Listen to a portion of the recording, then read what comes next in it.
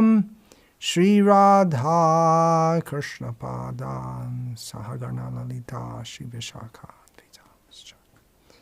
Hare Krishna, Krishna Krishna, Hare Hare, Hare Rama, Rama Rama, Hare Hare.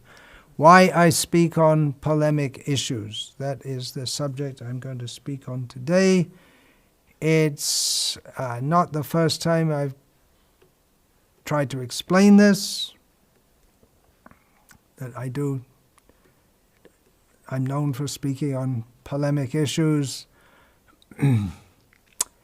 Not that I always speak on polemic issues. It's not the only ball in my jugglery act. If you want to compare it to some entertainment show, it's a small percentage of my talks are on polemic issues, but they're the ones that tend to rouse a lot of attention. I'm not trying to be a rabble-rouser, and I'll try to explain why I do speak on polemic issues, specifically concerning the International Society for Krishna Consciousness, of which I've been a member of for coming on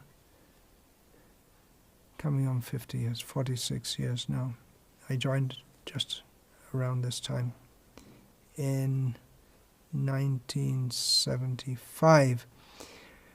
So it's not the first time I've tried to explain this. It's something like when we're trying to teach people the basic philosophy of Krishna consciousness, we have to repeatedly state, we're not the body, we're not the body. Krishna himself in Bhagavad Gita repeatedly says, so repeatedly have to say, it seems to be a hard thing to grasp why I do this, and probably after I've finished this talk, those who don't like me doing so, if they at all listen to this talk, probably still won't agree with what I'm saying. But anyway, here goes. There are a couple of things which prompted me to say this talk.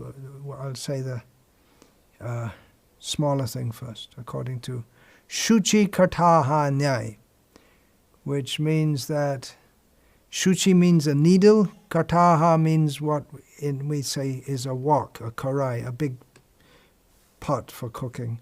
So if a blacksmith is given two jobs at the same time, one is to make a needle, one is to make a big cooking pot, he may make the needle first. It's a small job, and then go on to the bigger one. So the smaller one first.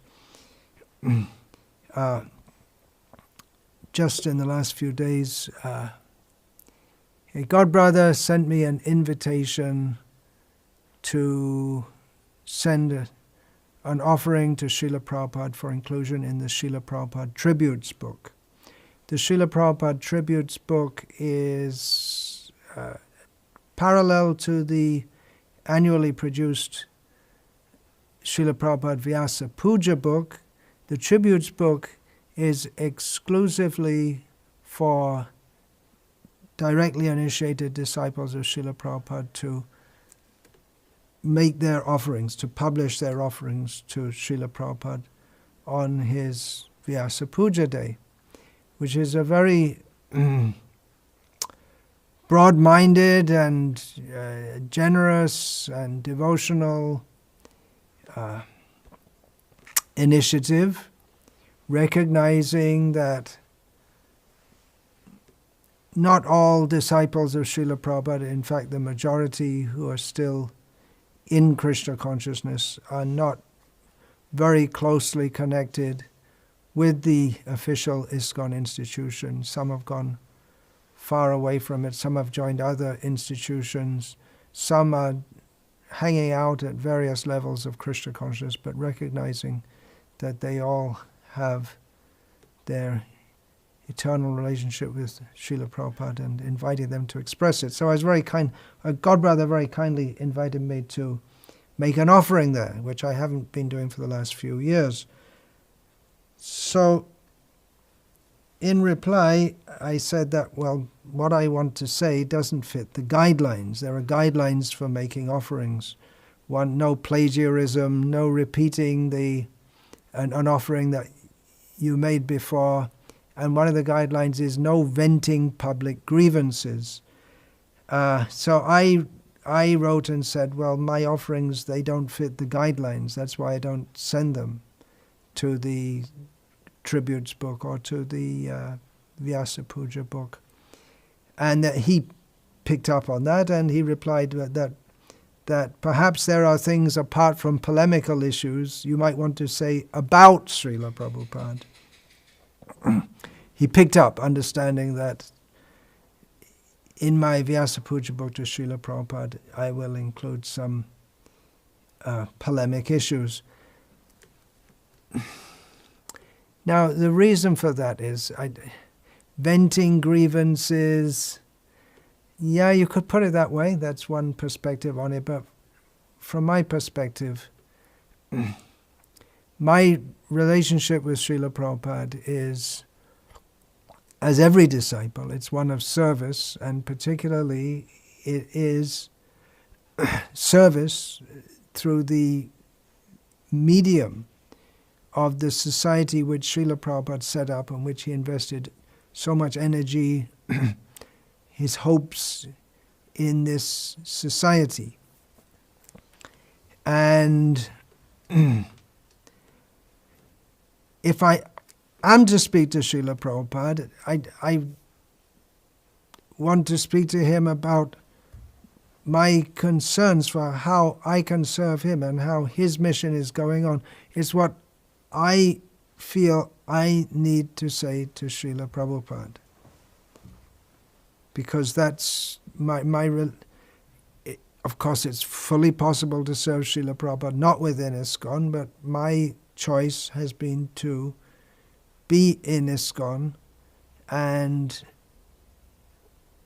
I feel if I have to speak to Srila Prabhupada, I can't just pretend that I'm feeling satisfied and with everything that is going on in ISKCON, and quite the opposite in many ways, and that I feel it's my duty, especially as a sannyasi within Srila Prabhupada's ISKCON, to try to do what I can to rectify the situation. So I see that as part of my service to him. So that's why in my offering to Srila Prabhupada, it's not, what my offering to Srila Prabhupada is not primarily something that I'm addressing to everyone else who might read it. It's to Srila Prabhupada, and that's what I want to say to him. Okay, that's the needle, and now for the big cooking pot. Figuratively.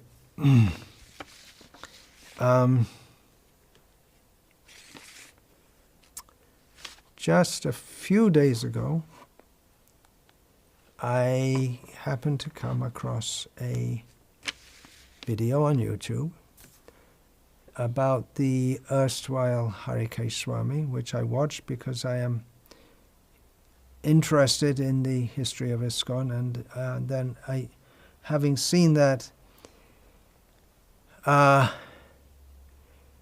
felt that, well, there are lessons to be learned from that, considering that shortly after this video was first released, Harikesh Swami suffered a very public fall down from his position as a guru, a sannyasi, and as a devotee. Now, this was meant to be analytical, not critical, for educational purposes, educating myself, reflecting on what happened, and because devotees often think, well, if such big, great devotees can fall, then what about us? So it's meant for that purpose, with the consideration, as the saying goes, that those who don't learn from history are destined to repeat its mistakes.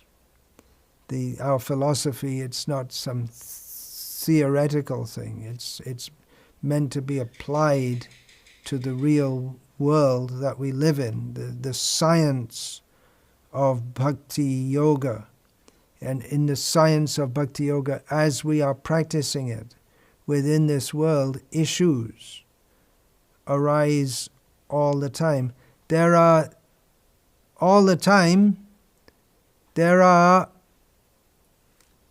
things going on within Srila Prabhupada's ISKCON which shouldn't be going on. And I addressed that fairly recently in a talk also. What was that about the boat? That we're on the boat of ISKCON. It's sailing all over the waters of Kali Yuga, and it's being buffeted by the winds and by the rough tides because Kali Yuga is a bad tide. But if we stay on the boat and keep the boat on course, then we should go back to Godhead. So, Has Kali Yuga entered ISKCON? That is the title of the talk. If you're interested, you could listen to that. So there are bad things going on in ISKCON, and devotees want to know, what do we make of it? Do we come into an idealistic society and we see there are so many things which we might not expect in a spiritual organization? So I try to give guidance in a thoughtful and realistic way. There is a contention that internal issues should be discussed privately. Well, I disagree with that, obviously, otherwise I wouldn't be giving these talks. They are being discussed openly, whether we like it or not. They are being discussed openly. Maybe not in the most charitable or objective way. There are certain persons whose main objective in life is to find out all the faults or even the glimmer of fault within ISKCON and to publicly comment on them in the most scathing manner, which brings to mind certain words in Bhagavad Gita. In the description of the demons in the 16th chapter, Krishna uses the word parushyam, harshness, naishkritika. That's later, that's in the 18th chapter, is it? In the description of persons in tamaguna. They're expert, means expert in insulting others. So issues within ISKCON are being discussed on the internet, openly for everyone to see, by certain persons who have nothing to offer but scorn. They don't have anything positive to offer. I hope I have something positive to offer. I don't only talk about issues, and for instance, I've given hundreds of talks on Vishnu Sahasranama. Some people seem to take pleasure in that, in just seeing especially the leaders of ISKCON as demons and the members as just all completely misled. Well, I'm not doing that, but I'm just making the point here that these issues are being discussed openly in a most devastating way, but from the official ISKCON side, there's no response to that. It's just like if you go, for instance, on the Dandavat's website, it's okay, they have a certain policy and they just want, it's like everything's rosy and this and that. But there's no response to all of this. And it's understandable because some people are impossible. You can't discuss with them. It's just, you're a demon, whatever you say. They don't accept that anyone's got any sincerity except themselves. Although they don't do any, like I say, they don't bring anyone to Krishna consciousness. They have no positive alternative to no Krishna conscious society that they're bringing up. But if we don't discuss such issues, there are problems with that. Now, there are problems with discussing openly, because people may come and they say, hey, look, there's so much dissension, and it looks like it's just another big argument going on, and I don't want to join that. I want to join something really spiritual. On the other hand,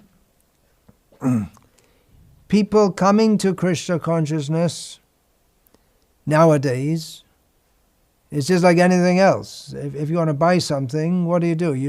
You check it out on the internet. You want to get into Krishna consciousness, what do? You check it out on the internet. And there are so many things said, and there's no response to that. And on top of that, if those who are trying to discuss these issues from within the society, if they're told, no, you can't discuss it openly, then what will people think? It's a cult. There's no freedom of speech allowed. There's no thinking allowed. Everyone's expected just to be like a sheep or something like that. So maybe we will get sheep if we just ignore all the issues that are going on. But we're asking people to dedicate their life. We're asking people to give their hard-earned money. And devotees do think. We're not supposed to do our thinking for them. We're supposed to teach them the Shastra, show a good example of how it should be applied, and people have to surrender with their own intelligence. So devotees, this idea, you shouldn't discuss, don't discuss, or you can only discuss privately, don't bring it out, don't tell it. But devotees, they do feel disturbed, and they don't know what to think about. They don't know what to think. If you see there may be some corruption here, and deep disagreement there, accusations here, sannyasis with female secretaries. What are devotees supposed to think? So I try to address that, which is, on one hand, it can be disturbing to think about these things, and yeah, it is disturbing. But on the other hand, if we don't try to see these things through the eyes of Shastra, then it simply remains a disturbance.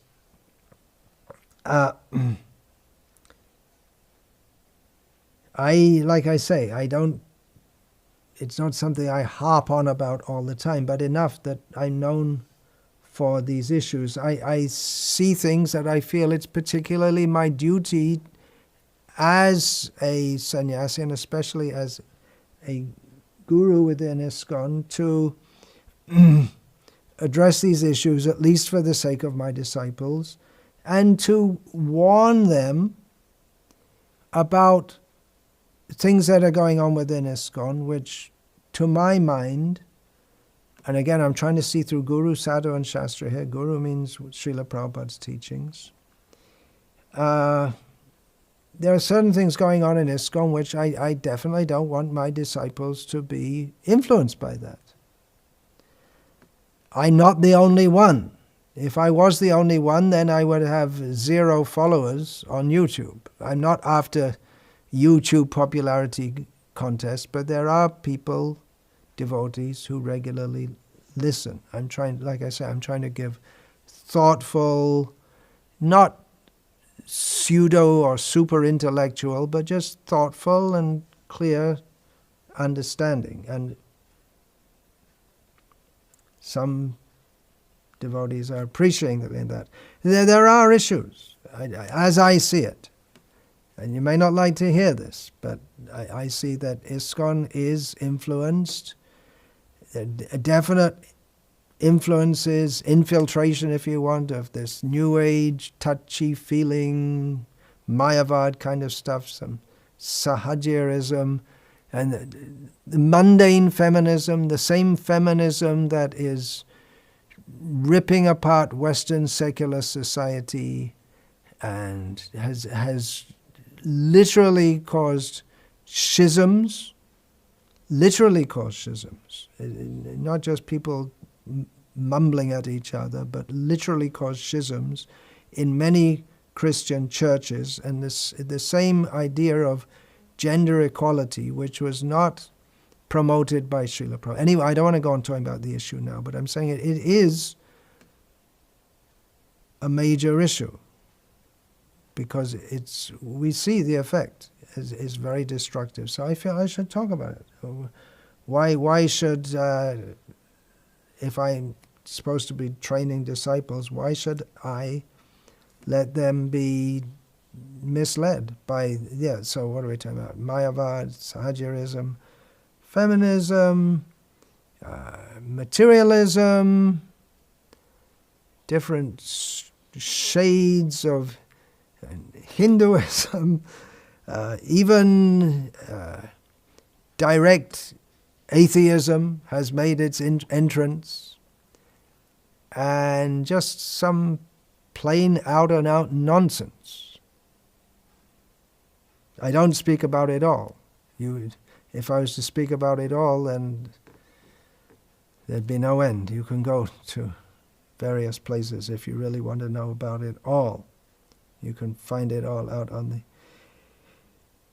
internet. Now, it is a fact, as has been pointed out to me many times, that I risk making offenses. Because after all, what I'm talking about is deviations, if you will use the word, if we don't want to be euphemistic, deviations within the International Society for Krishna Consciousness. And the International Society for Krishna Consciousness is made up of the best people in the world, devotees, people who have come to Krishna, people who are serious about Krishna consciousness. It's a very serious society. Even the 4 rules we have, they distinguish us from pretty much any society. I mean, what society, maybe for some monks or nuns, they have rules. Hardly any monks or nuns even have rules. No meat eating,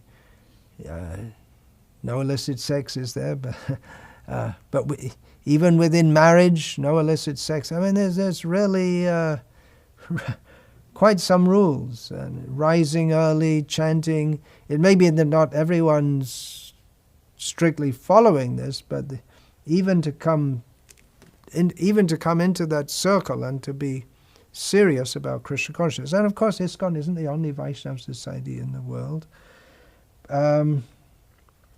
But yeah, I do risk making offenses, that's a fact. I take it like this, as one of my godbrothers reminds me from time to time, that following the example of the gopis. Now, I'm not saying I'm a gopi.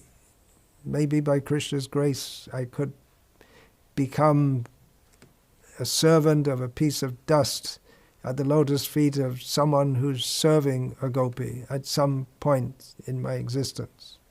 But the example is there. I'm talking about the dust of the lotus feet of the gopis.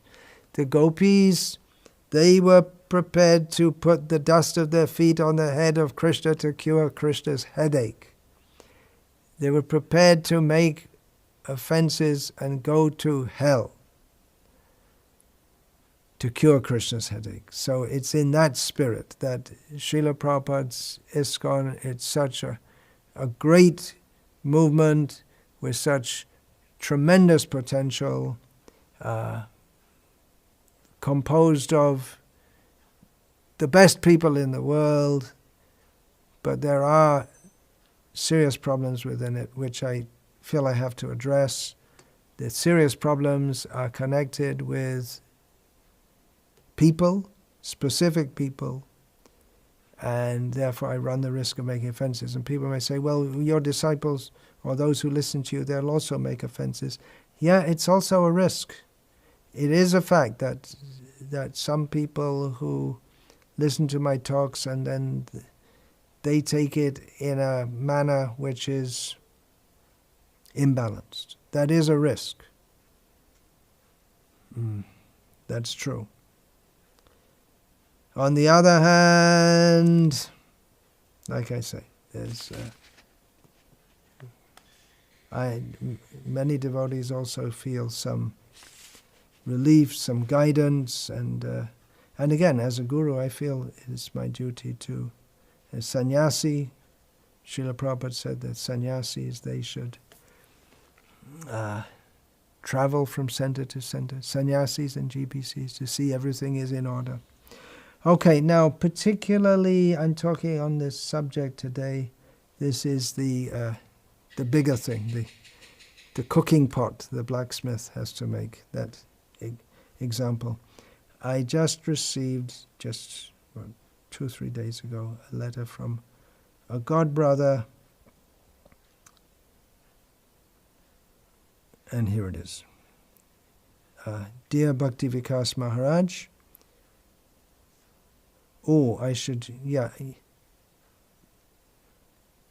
Right. It was this letter is in regard to the talk I gave on an ISKCON leader who had fallen down, and then, anyway, I'll read the letter, you'll get it. Dear Bhakti Vikas Maharaj, please accept my obeisances. All glories to Srila Prabhupada. Just a quick note to let you know that many of your godbrothers and sisters feel you are disobeying Prabhupada by publicly airing your grievances, and especially by publicly criticizing a devotee as recently done in the such and such video. I won't mention his name here. Even though you did praise as well. They feel, as do I, that such grievances should be spoken with leaders in private. They also noted from experience that some of your disciples are developing a defiant and/or critical attitude towards some devotees and leaders as a result of hearing you complain about ISKCON and its leadership. They also get the impression that if ISKCON does not change in the ways you wish, you will leave ISKCON. Perhaps what I'm saying is not new to you.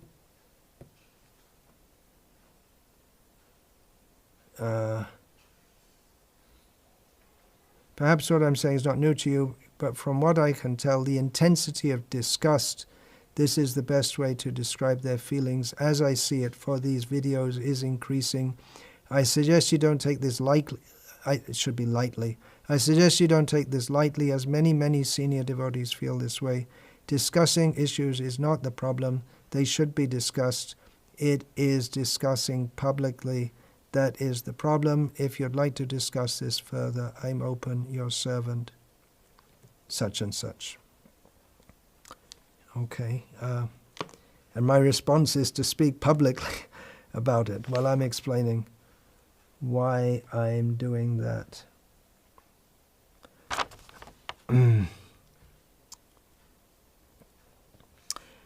After getting this letter, I had that video, that particular video which was being discussed in this letter, pulled from Facebook. Although I got a letter from this devotee again saying it's still there, but I don't post these things. I'm not on Facebook. I don't know how to use Facebook, but apparently it was pulled down, and I don't know. I asked the devotee who does the Facebook posting, and he said, well, maybe someone reposted it or whatever. From YouTube, it was also on YouTube. My videos go on Facebook and YouTube. From YouTube, I had it unlisted, which means it's still there, but it's not publicized, and you can't find it with a search. But it's there, and if someone wants to see it, they can write, and at our discretion, we'll send the link to them so that they can see it. So it's there, and maybe I'll repost it sometime when the present hoo-ha about it has died down. it's not a major controversy. At least I don't see it like that. It could be made into one. It looks like some devotees are saying they're very disturbed and they wanted to make it into a very major controversy. But I took it down because I don't think it's worth getting into a big fight about. There are important issues which are which really are of great seriousness. It's what I would say from my perspective, and is an educational discussion. So I'm not going to fight. No, all right. Devotees feel disturbed by it. It hurts your feelings. Okay, I took it down. There's no need to get into a big back and forth about it. Okay. Actually, before I got the mail saying that many God brothers and sisters are disgusted and all this kind of thing, I got a mail from another God brother who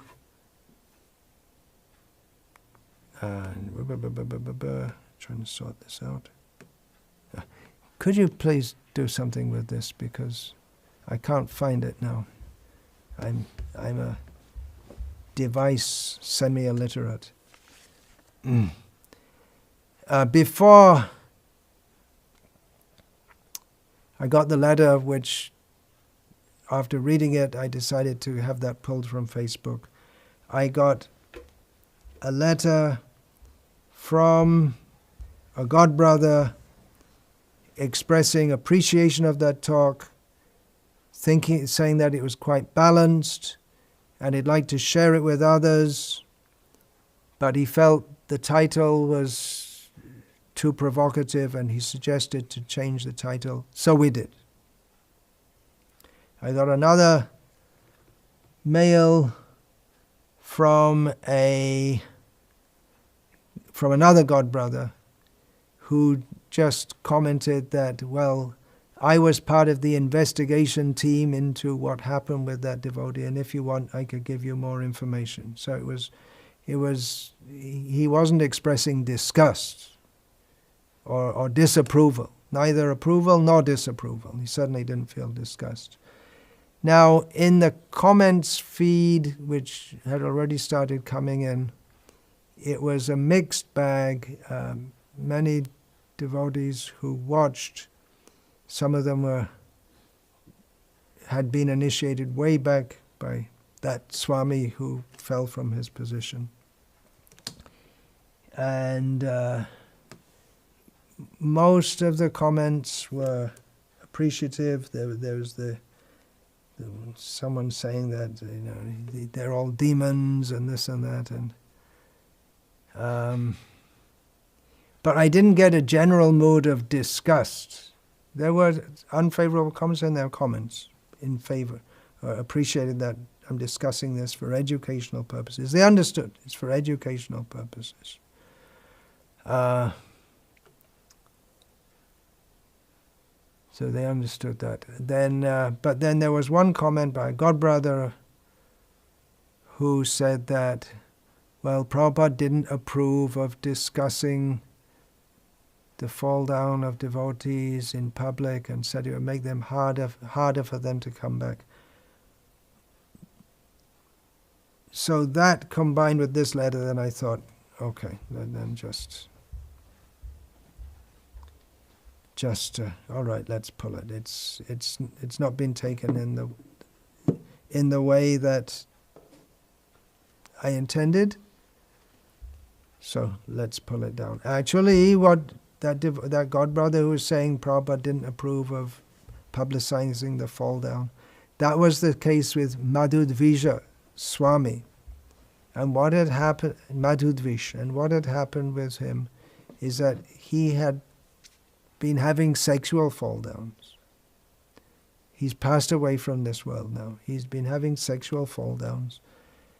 And Prabhupada didn't want that to be publicized because he thought it would make it, he'd feel humiliated. and then it would make it harder for him to come back. So this is not exactly the same case, because we're talking about something that happened over 22 years ago. It's known, it's public, it's history that this took place. And I didn't speak in a way that was meant for rubbing it in. Actually, in some of the comments spoke about some offenses that this big leader had made, some of which I was aware of, but I'd forgotten to speak about. It just didn't come in my mind when I was preparing the talk. And some I wasn't aware of at all.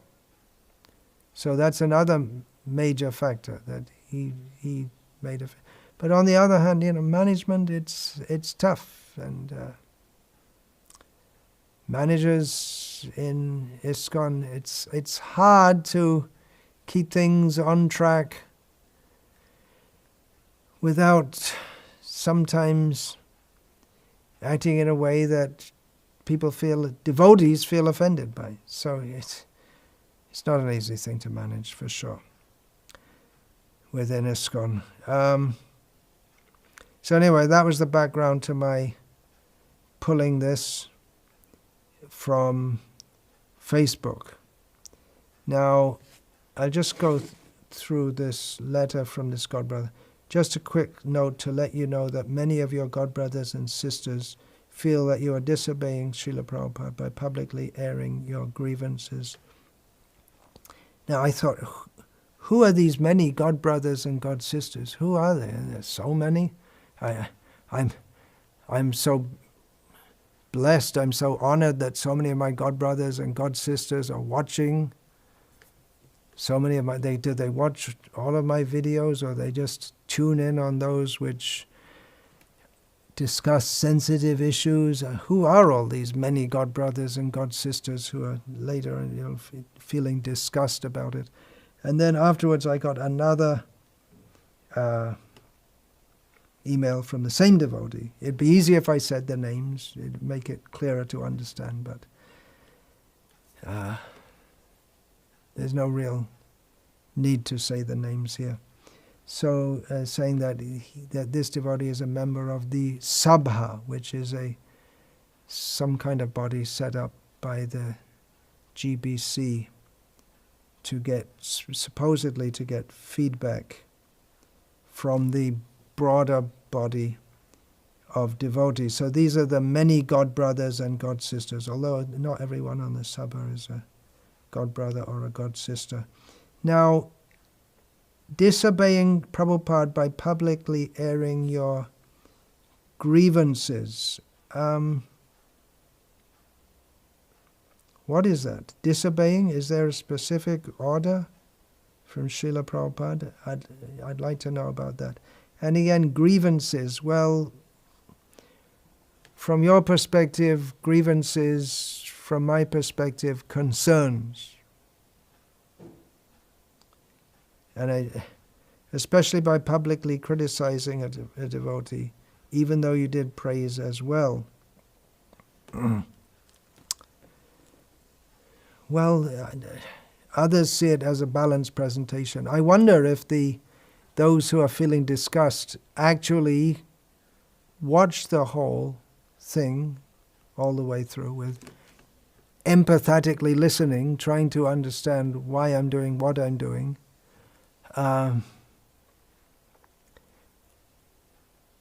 What happened, talking about publicly and privately discussing. Just a few years ago, I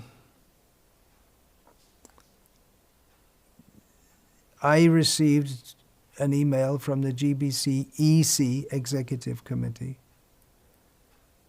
saying that either you withdraw a book which you have published and destroy all the remaining copies, or we're going to publish a resolution.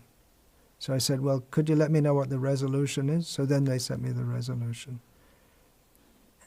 And it was a horrible resolution, more or less saying that I'm not not in line with Srila Prabhupada's teachings.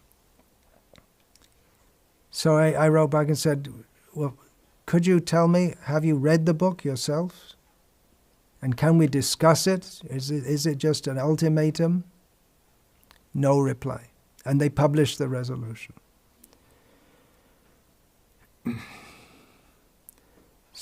And not only myself, but others, I've personally had several experiences over the years of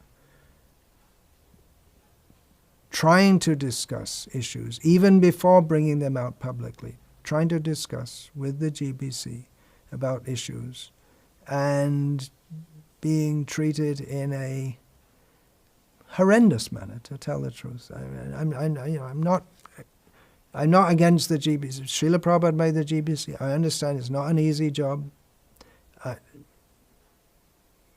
I'm a member of ISKCON, and I accept Srila Prabhupada made this authority system, but myself and others have had the experience that of very poor dealings. And saying discuss privately with the leaders, but when I made a specific request that can we discuss, just ignored. That's just one instance. Another time anyway, shall I give a long history? Another time I was called for discussion. It wasn't a discussion, it was a kangaroo court. I was already guilty before, and then late in course of time it was shown that the thing I was complaining about caused a huge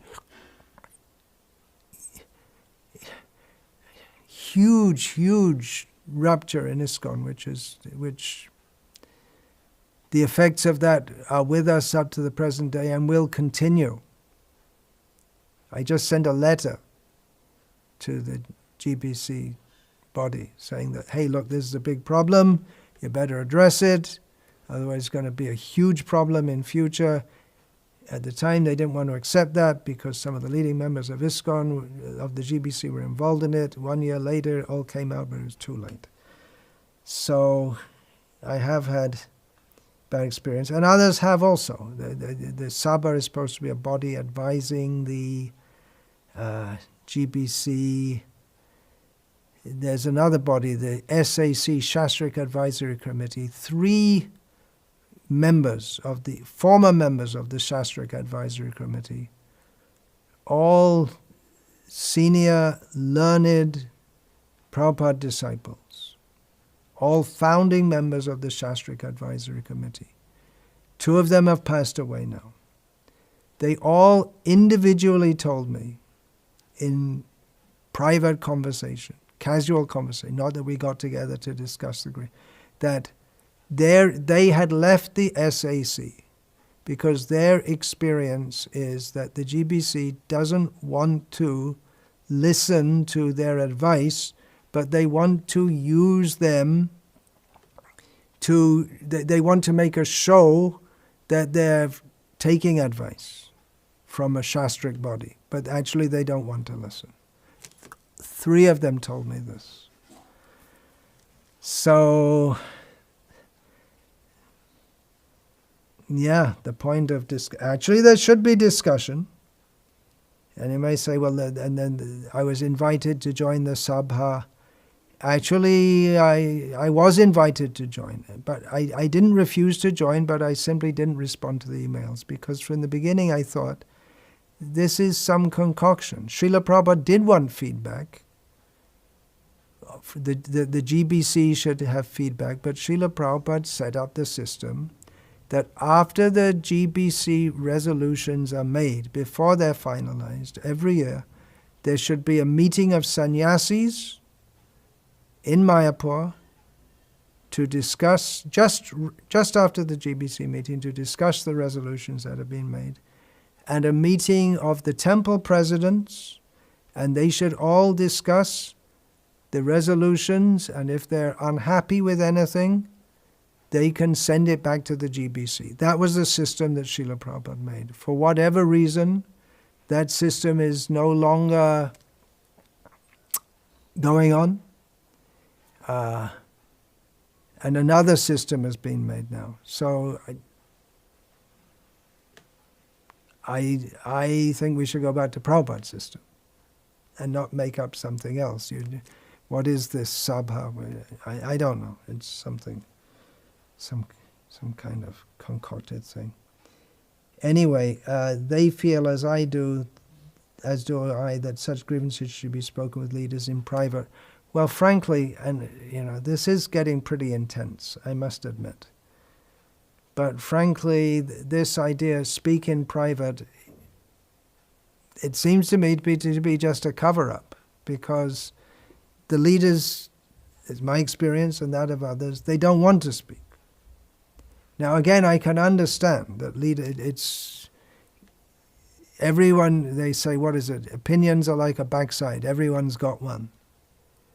And I can understand, being a GB member, you have your own zone, you have so many meetings, and then so many people wanting to give their opinions, and how can you discuss with everyone? But again, Srila Prabhupada set up a system.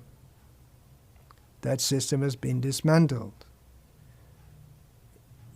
My own personal attempts to bring grievances to the GBC has repeatedly resulted in grief. Yeah, I mean, I'm a sentient being also.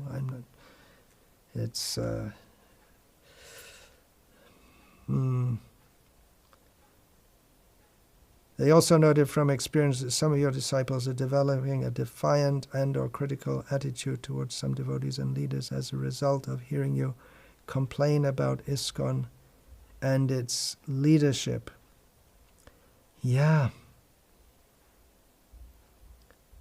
Oh, what did I do? I always keep on pressing the wrong thing here. Okay, it's all right.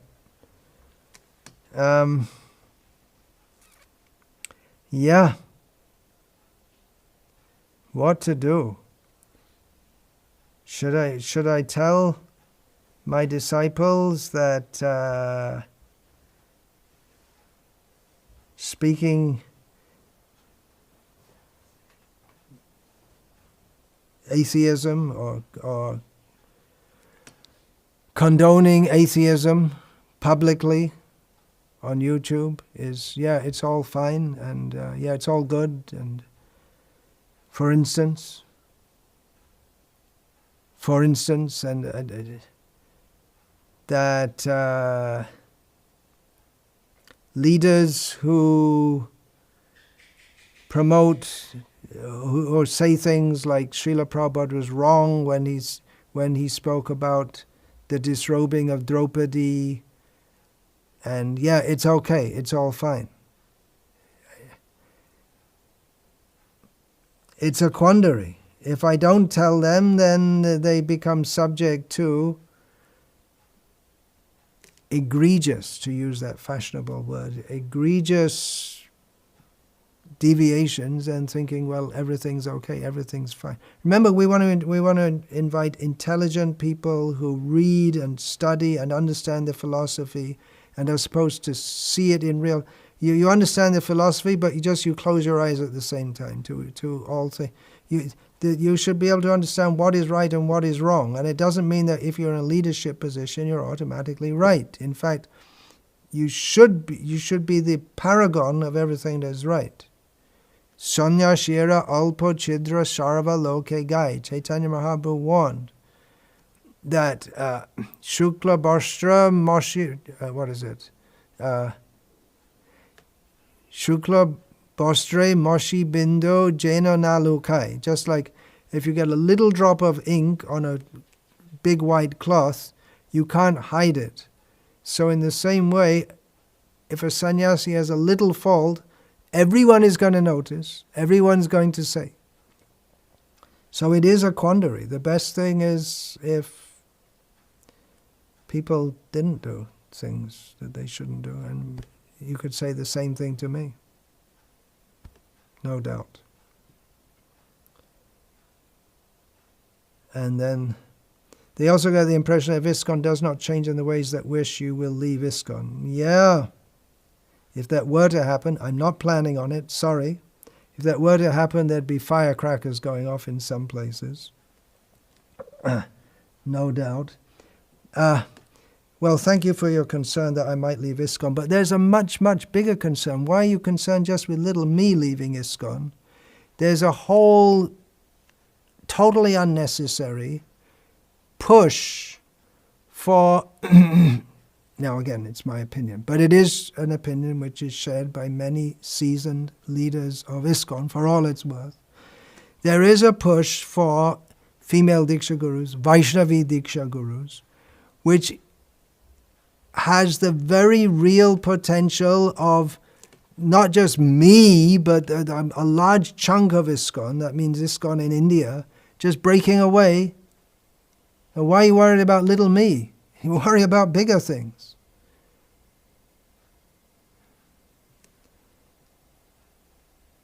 Intensity of disgust for my publicly airing issues. Intensity of disgust. Yeah. Well, I'm not the only one who airs issues. Start at the top. Why you're a member of the Sabha, you advise the GBC that the GBC, via their Dandavats website, has, for instance, aired the issue of the divide in ISKCON, pro-FDG, pro-VDG and anti-FDG. They have aired it with a link to an article in the Guardian newspaper in which an ISKCON guru uses the word misogyny to describe those who don't agree with his idea. In other words, he's labeling the large number of devotees, including several members of the GBC who voted against this, who voted against the female Diksha Guru resolution. He's accusing them of misogyny. Misogyny means hatred of women. It's a severe psychological condition. To hate all women means that you're either insane or you're a demon. And these things are being openly, not just openly, but on the Dandavats website, run by the GBC. That's just one example. Okay, go and tell the GBC. Express, I didn't hear any disgust at that time from anyone about this, how this issue is being aired. Where was the disgust at that time? I don't think they're so much disgusted at the fact that I'm publicly speaking, but I'm publicly speaking about things that you don't agree with. You don't mind when issues are aired from the side that you think is right. It's from my perspective, and throughout all of this we have to try and remain humble, but at the same time we shouldn't be so humble that we just watch the whole movement go to hell. But it seems like some kind of arrogance. You're talking about discussion, but it's just like the bureau in India who run the leading legal body of ISKCON in India. They want to, they'd asked, before making this resolution, discuss with us. The Jews, they didn't discuss. So you can understand that. You're talking about discuss privately, but again, I think it's just a ploy, because those who are in power are using it to push it through. And again, I'm really not swabhavik. I'm not intrinsically anti-GBC. I reckon there's very many very good devotees who I have high respect for, but some things are coming out of the GBC which, with all due respect, are very disturbing. And again, it's not only myself who feels like this. And he said, if you'd like to discuss this further, I am open. We can discuss, but it won't come to anything. I'm not involved in the discussions pro-VDG, anti-FDG, but from what I understand, I'm informed that they're going on and on and on, and no one's giving an inch. There's no discussion. It's not actually a discussion. And even some article was published recently using, mathematical set theory to try to analyze Srila Prabhupada's books to show that a statement which if anyone just took it at face value, they'd understand to mean that Suniti could not initiate Dhruv Maharaj because she was a woman. That's the standard meaning that anyone could, but using mathematical sets. I mean, really getting into some real absurdity, and then speaking about Suniti, she's actually a bad wife and a bad woman, although Prabhupada never said that. Vishwanath Chakravarti Thakur is going, in other words, insulting someone who's gone back to Godhead. Oh, so we could discuss, but where's it going to go to? Let's face it, the positions are entrenched. We should really be discussing this, that the positions are entrenched. Where do we go from here?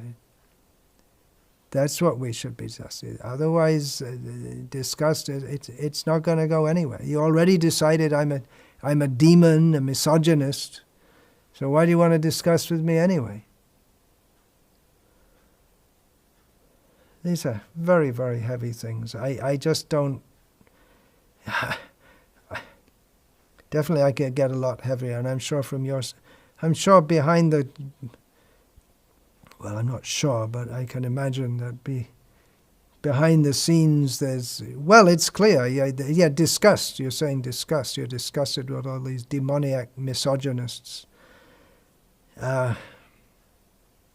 Is there any way we can step back from all this and see what is actually best for the movement?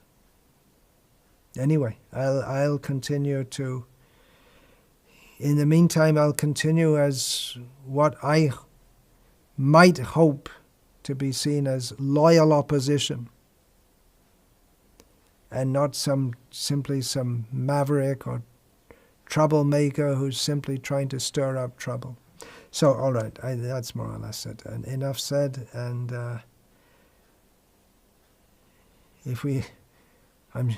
no doubt you're all going to go back to Godhead, and you never know, by the mercy of all the devotees, I might get there too. And there are different factions in the spiritual world also, so maybe we'll be squabbling up there also. That's on a different level and a different platform, isn't it? My basic contention, we should understand everything Guru, Sadhu and Shastra. If we take Prabhupada's teachings at face value, which he meant them to be taken, largely, Srila Prabhupada was, in modern terms, a very non-PC person. He was against mundane feminism, he was against democracy, he was for capital punishment, he was for a hierarchical society in which some people have privileges that others don't have, which is in every society, but it's organized. So many things. Prabhupada was against mass education.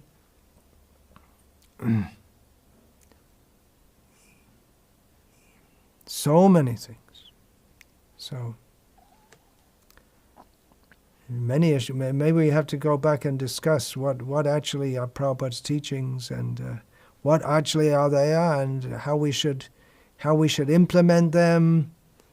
Prabhupada wanted Varnashram Dharma, has been totally, deliberately ignored within the movement for over a generation. So maybe we, instead of discussing FDG, VDG, and so many other issues, we should... Anyway, in another talk, I said this, that we need to stop and see what is our movement, what do we conceive of this movement as being, where should it be going, and until that we have this piecemeal issues coming up here and there with no open discussion of it. Let me be frank, I don't believe that you want open discussion, because from what I've seen, you can say I'm burned out and fried out or whatever you want to call it, ISKCON language. I don't see that there is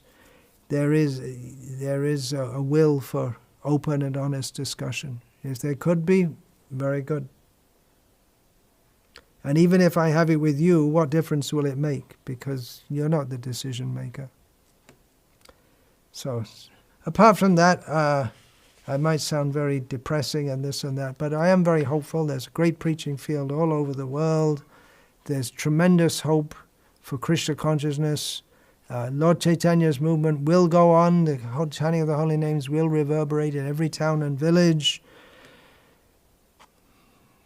I'm not overall pessimistic, although I am, as you can see, disturbed by certain issues in ISKCON. I'm trying not to be overwhelmed by them. I'm trying to give some understanding for others, also for all. All right, enough said. Hare Krishna, Krishna Krishna, Hare Hare, Hare Rama, Hare Rama, Rama Rama, Hare Hare. Vancha kalpatarubhyascha kripa sindhubhya patitanam pavanebhyo vaishnavebhyo namo namaha. Dante nithaya churnakang padaya nipatya kritvacha kakushatameta bravime. Hey sadhava sakala eva vihaya durad Gauranga Chandra Charane Kuruta Anuragaha.